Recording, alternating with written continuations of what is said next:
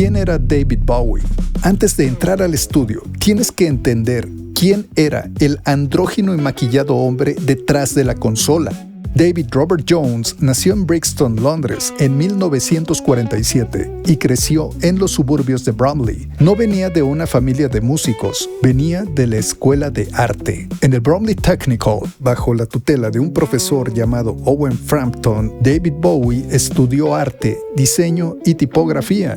Y esa es una pista clave. Antes de pensar en discos, Bowie pensaba en imágenes, en composición, en cómo se ve una idea. A los 14, su medio hermano Terry le abrió la puerta del jazz y Bowie tomó un saxofón. De niño había escuchado Tutti Frutti de Little Richard y, en sus propias palabras, había escuchado a Dios.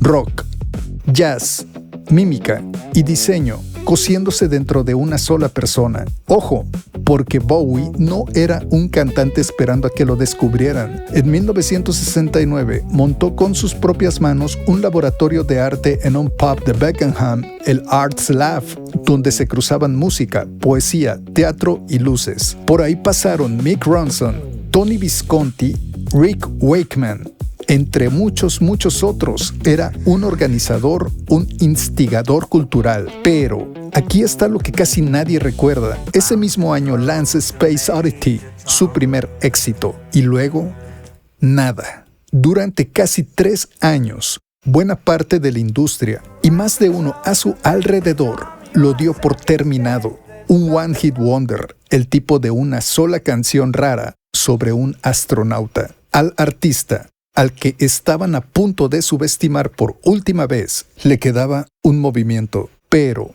para entender lo que hizo dentro de ese estudio, primero hay que entender el país al que Ziggy vino a salvar.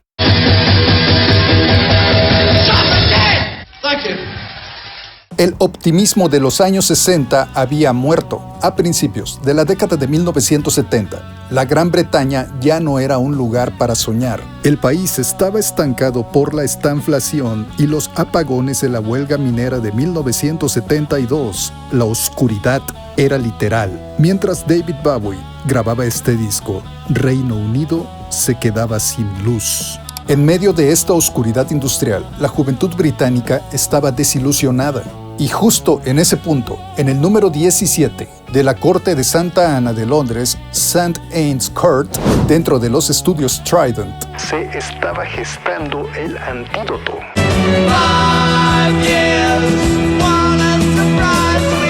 Advertencia. Aquí hacemos arqueología sónica. Hoy vamos a decodificar cómo se grabó Ziggy Stardust and the Spiders from Mars, la obra maestra de David Bowie. No vamos a quedarnos en la superficie del maquillaje de Bowie. Vamos a diseccionar este álbum desde la ingeniería de audio para entender cómo David Bowie construyó una simulación hiperrealista del estrellato. Es tiempo de que te pongas tus audífonos favoritos o escuches este video en tu sistema de audio favorito. Yo soy Randy, Rando para los amigos por si no me conoces, y esto es Audio en tu idioma. ¡Comenzamos!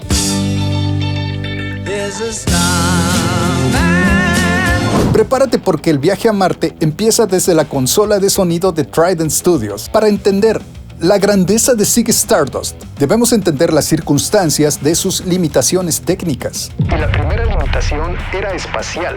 Los ahora legendarios estudios Trident tenían un problema. La sala de control colindaba, estructuralmente hablando, con un elevador o ascensor. Las grandes consolas de sonido, como esta que estás viendo en pantalla, simplemente no cabían y pues tampoco podían alterar la construcción del edificio. La solución: los ingenieros, incluyendo al legendario Ken Scott, construyeron a medida la legendaria consola Trident A-Range. Y ojo, porque aquí está la diferencia o la clave. Esta consola no fue construida únicamente usando osciloscopios, diagramas de circuitos electrónicos. No, fue construida a oreja. ¿Qué quiero decir con esto? Esta máquina fue esculpida a oído, intercambiando los componentes electrónicos hasta obtener los resultados que querían, como por ejemplo una distorsión armónica cálida e inigualable. I'm an alligator. I'm a Pero aquí viene el giro que casi nadie recuerda. La A-Range que acabas de conocer es solo la mitad de la historia, porque cuando las cintas subían al cuarto de mezclas del piso de arriba, ahí esperaba otra consola, una que casi nadie recuerda, y es la responsable de que este disco suene como suena.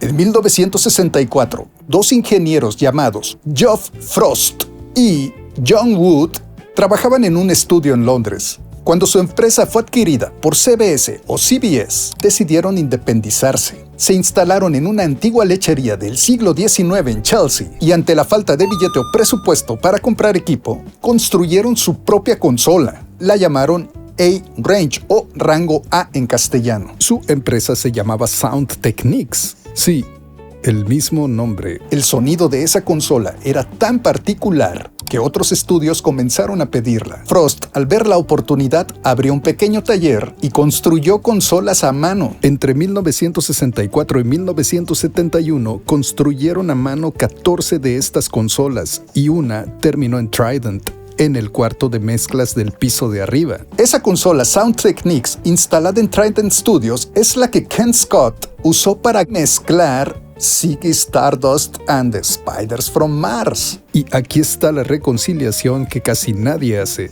Las pistas de Ziggy Stardust se grabaron abajo, en la primera Trident A-Range, pero la mezcla donde se define el carácter final del disco se hizo arriba, en la Sound Techniques.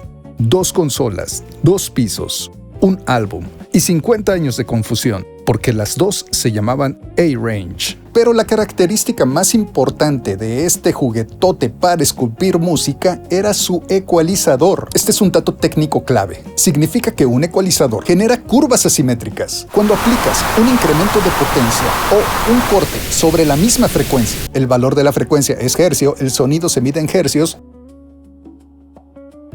O sea, las curvas no se cancelan limpiamente, interactúan, le dan color sónico, o sea, crean coloraciones de fase únicas. Y si quieres saber más de fase, checa este video, ahí nos clavamos y también lo encontrarás en la descripción aquí abajo. Pero Randy, otra vez, ¿qué significa eso en la práctica? Esa específica coloración es lo que le da la textura en el rango medio a la guitarra de Mick Ronson específicamente. Y a la voz de Bowie, el elemento principal del disco le da esa presencia que corta la mezcla sin volverse agresiva. El propio Ken Scott afirmó que la consola Sound Techniques es la mixer con el mejor sonido con la cual ha trabajado en su ilustre carrera.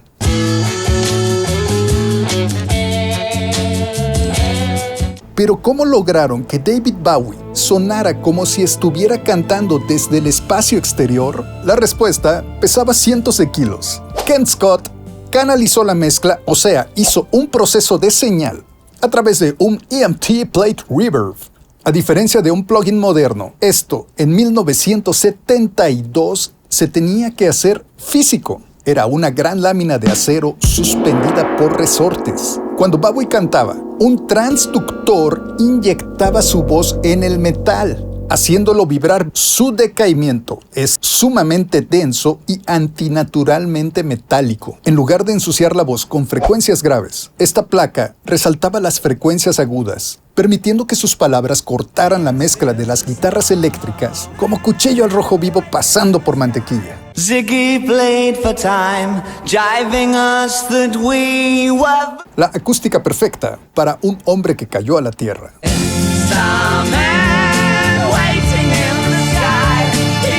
Capturar la voz de Bowie fue un ejercicio de eficiencia. El ingeniero Ken Scott documentó que el 95% de las voces se grabaron a primera toma. ¿Qué quiere decir esto? Algo en lo que Ken Scott deja muy claro es que no se topó a nadie que grabara mejor en toda su carrera como David Bowie. En eso, Ken Scott dice que David Bowie es el mejor de la historia en grabar. Te invito a que te claves un poco en eso. Pero la verdadera magia sonora de este álbum se esconde en los secretos de instrumentación u orquestación.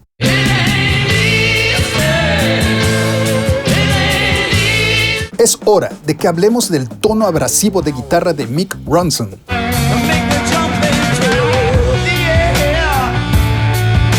Ese sonido, o ese tono, como le decimos los guitarristas, fue el puente entre el glam rock y el futuro del punk.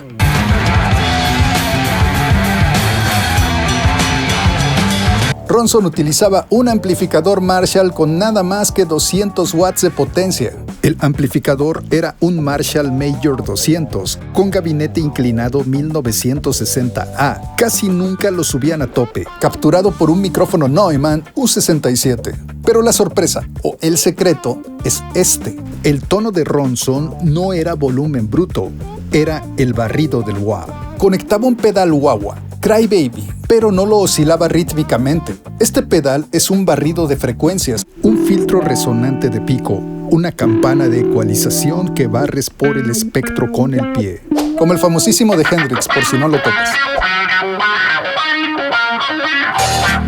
Su técnica consistía en pisar el pedal lentamente mientras iba tocando un acorde, buscando con sus oídos el sweet spot o punto dulce, o el punto armónico exacto, donde la guitarra empezaba a gritar. Y una vez que lo encontraba, dejaba así el pedal o lo dejaba estático. Esa ecualización extrema, controlada desde el piso, es lo que le da ese tono que parece una sierra eléctrica.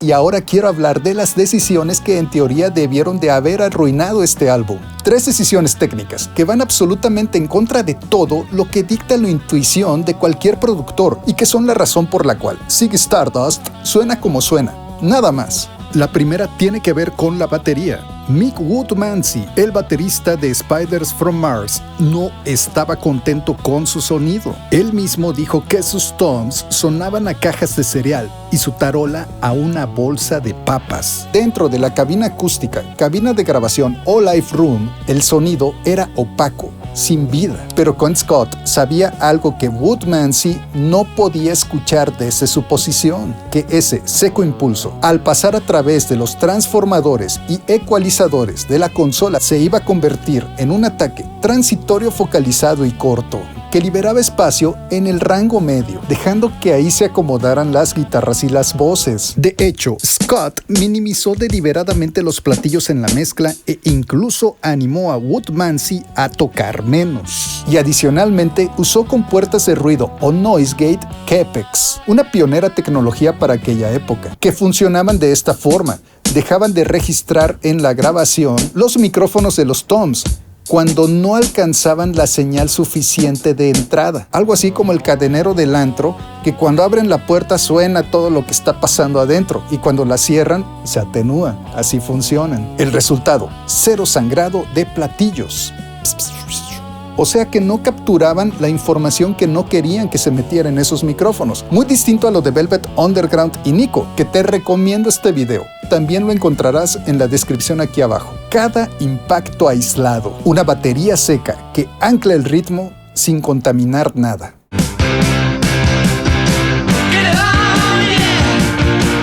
La segunda, el bajo. Trevon Bolder tocaba un bajo Gibson EB3 o EB3 de escala corta, un instrumento con unas pastillonas humbucker, las famosas Mudbuckers, que generan una cantidad masiva de energía en las frecuencias graves. El problema es que esa energía se puede volver indistinta si no se controla. Por decir un término, fangosa. Un bajo EB3 pasando por un Ampeg SB7 o SB7 podía ensuciar toda la mezcla, o sea, echar a perder el disco entero. La decisión de Ken Scott fue radical para 1972. Grabar el bajo casi siempre por inyección directa o DI, conectando el instrumento directamente al periférico de entrada de la consola. O sea, sin interacción acústica con la sala. O sea, sin un micrófono que capturar información acústica no deseada en el bajo. Los transitorios en los dedos de Bolder llegaban a su captura en cinta con la coherencia de fase perfecta. El resultado es ese cimiento que tiene todo el álbum de graves redondo, percusivo y focalizado que escuchas en cada tema del álbum. Presente, pero nunca compitiendo con el bombo de la batería de Woodmansey. Dos decisiones que parecen sacrificar el sonido de cada elemento musical y que en realidad crean el espacio exacto donde las guitarras de Ronson vivirían para la posteridad.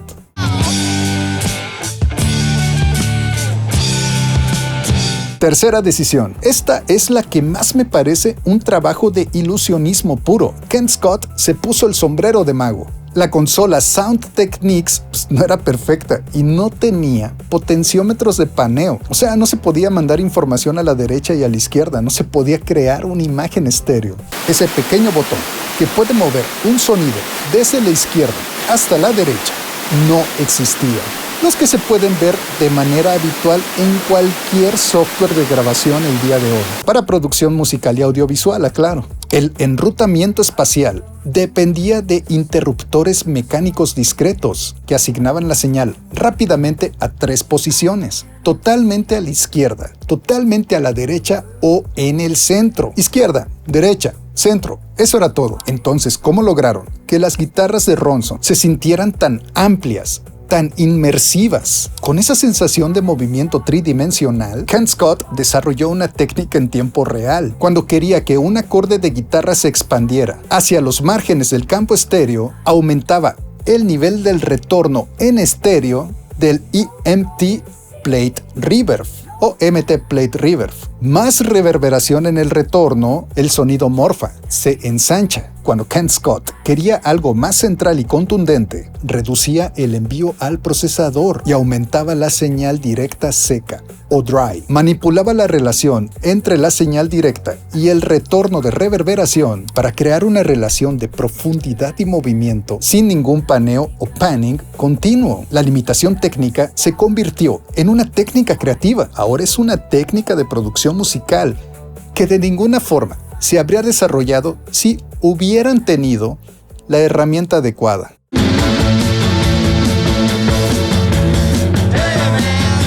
Hay un instrumento en Ziggy Stardust que está en los momentos más importantes del álbum y que casi nunca aparece en las conversaciones acerca de cómo se hizo el disco. Trident Studios tenía en su sala principal un gran piano de cola de concierto fabricado en Alemania por Bechstein. Ese mismo piano es el que puedes escuchar en Hey Jude. Hey Jude, don't make it bad. Mi canción favorita de los Beatles. En Your Song de Sir Elton John. It's a little Lou Reed. Oh, it's such a perfect day. Queen. She's a killer queen, got bad agility. Sí, ese, lo reconoces perfectamente. Y en este disco, Mick Ronson lo toca en Lady Stardust. Really quite paradise. En 5 Years.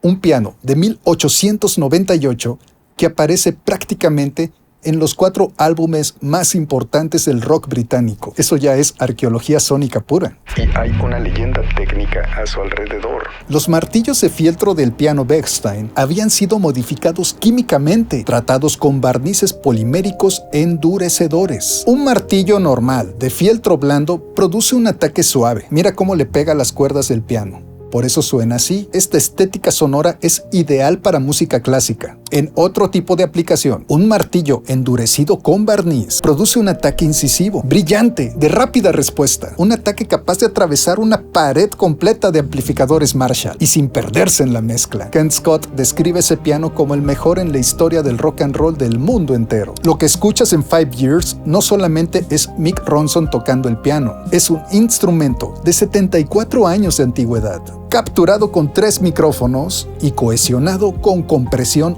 óptica lenta. Eso es lo que escuchas.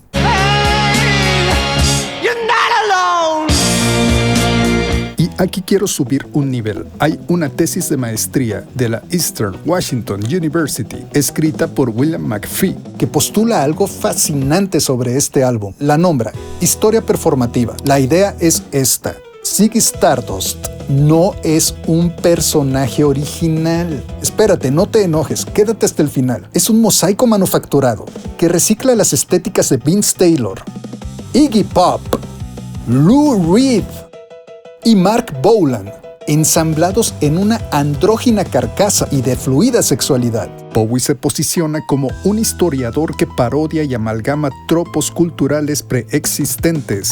McPhee analiza esto apoyándose en Nietzsche y en la teoría de la parodia. David Bowie usó el estudio como una prótesis para argumentar que el estrellato no es algo intrínseco, sino una ficción tecnológica manufacturada. A ver, Randy, ya me hiciste bolas, explícamelo otra vez. Dicho de otra forma, el sonido del disco no ilustra la narrativa, el sonido es la narrativa. Eso explica por qué en el 2024 Ken Scott volvió a Rack Studios con el especialista en mezcla espacial Emre Ramazanoglu para hacer una mezcla completa en lo último en tecnología de audio, el Dolby Atmos, y la arquitectura sónica que Ken Scott imprimió en esas cintas en aquel lejano 1971 y 72. Resultó lo suficientemente robusta como para expandirse a un formato moderno tridimensional medio siglo después. Las decisiones que tomaron bajo limitaciones extremas no fueron compromisos y trucos sacados de la manga, esculpieron el sonido de una temporal obra maestra.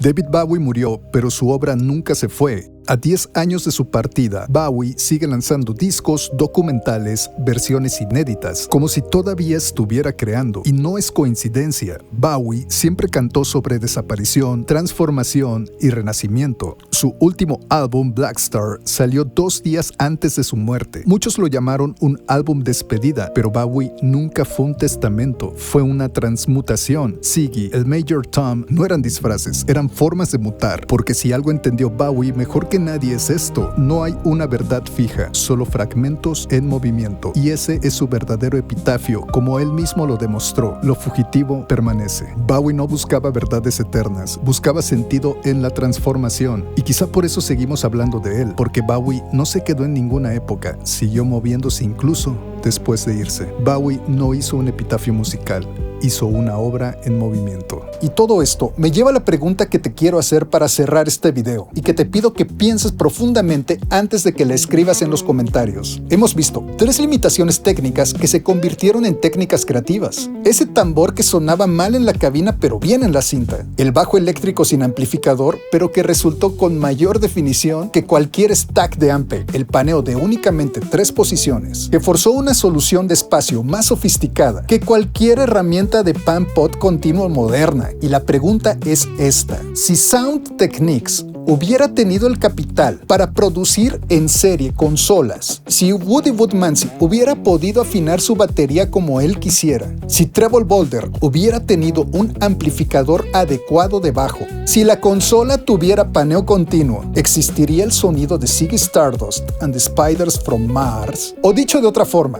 ¿la limitación fue el accidente que creó el sonido? ¿O David Bowie y Ken Scott habrían obtenido el mismo resultado en cualquier otro estudio? Te leo en los comentarios, voy a estar respondiendo aquí abajo. Soy Randy y este es tu nuevo canal favorito de YouTube, Audio en tu idioma. Nos vemos en una próxima sesión de Arqueología Sónica. Y no te pierdas la selección de análisis de álbumes históricos que he preparado para ti aquí. Te leo por allá.